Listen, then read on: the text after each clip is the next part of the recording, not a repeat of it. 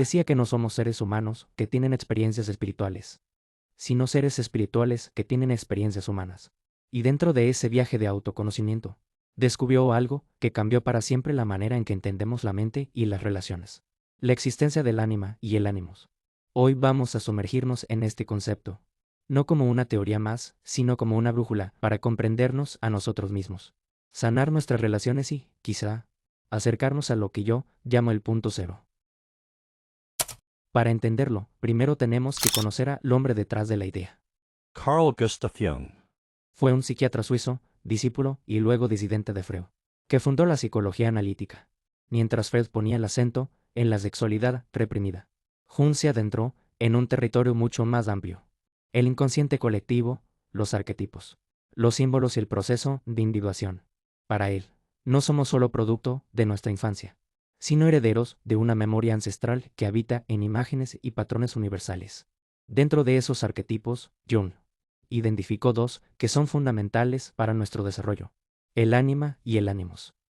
El ánima es el principio femenino que habita en el inconsciente del hombre. El ánimus, el principio masculino que vive en el inconsciente de la mujer. No son roles de género ni estereotipos sociales, sino energías arquetípicas que forman parte de nuestra psique. El ánima representa la intuición, la empatía, la conexión emocional. El ánimos encarna la lógica, la acción, la estructura. Estas energías no son opcionales, están ahí, nos demos cuenta o no. Pero cuando no las integramos, tienden a proyectarse en los demás. Un hombre que no reconoce su ánima buscará compulsivamente esa energía en las mujeres de su vida, idealizándolas o rechazándolas. Una mujer que no reconoce su ánimos buscará esa fuerza en figuras masculinas, ya sea admirándolas o luchando contra ellas. Y así, nuestras relaciones se convierten en espejos que nos devuelven las partes de nosotros mismos que negamos o tememos. El riesgo de no integrar estas polaridades es enorme. Terminamos atrapados en relaciones conflictivas, en ciclos de atracción y rechazo, o en una dependencia emocional que nunca se llena. Por eso Jung veía al ánima y el ánimos como mediadores entre el consciente y el inconsciente. Si los conocemos, podemos atravesar el puente hacia nuestra totalidad interior. Esta idea no es nueva. En la mitología hindú encontramos a Shiva y Shakti, la conciencia y la energía, inseparables y complementarias. En la filosofía china, el yin y el yang nos muestran tanto lo masculino y lo femenino como luz y sombra. No son opuestos en guerra, sino fuerzas que se abrazan para generar vida. En la gnosis, Sofía y el logos representan la sabiduría y la palabra creadora. El arte, la literatura y la religión están llenos de símbolos que nos recuerdan lo mismo. Nada nuevo puede nacer sin la unión de opuestos. La psicología moderna, incluso la neurociencia han encontrado paralelos fascinantes. El cerebro tiene hemisferios con funciones complementarias. Uno más asociado a la síntesis y la intuición.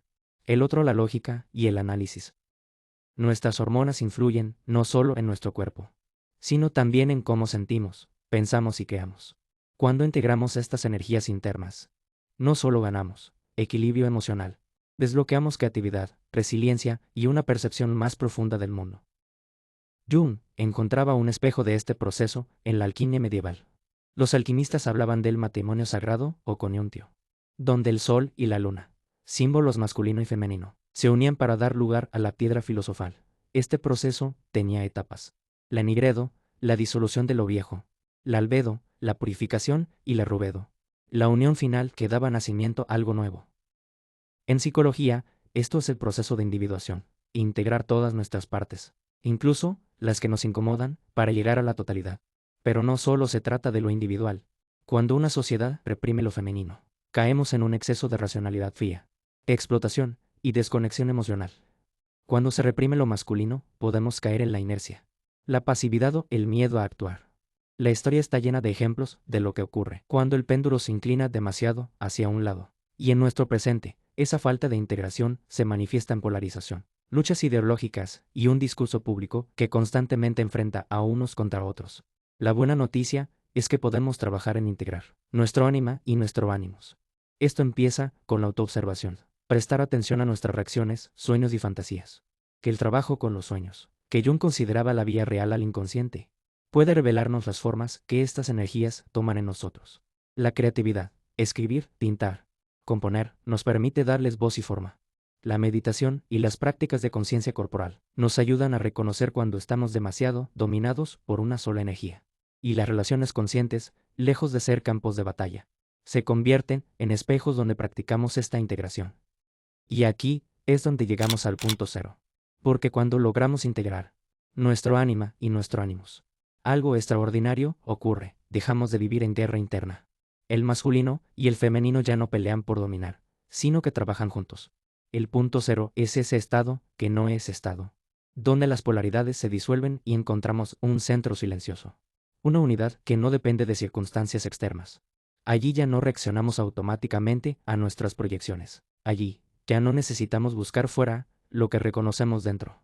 En ese punto, no importa si hablamos de psicología, espiritualidad o física cuántica. El mensaje es el mismo. El equilibrio está en el centro, y ese centro está en vos. Integrar el ánima y el ánimus no es solo un trabajo psicológico, es un viaje espiritual. Es el camino hacia ese lugar donde ya no somos la suma de nuestras partes, sino algo mucho más grande. La conciencia que las sostiene a todas.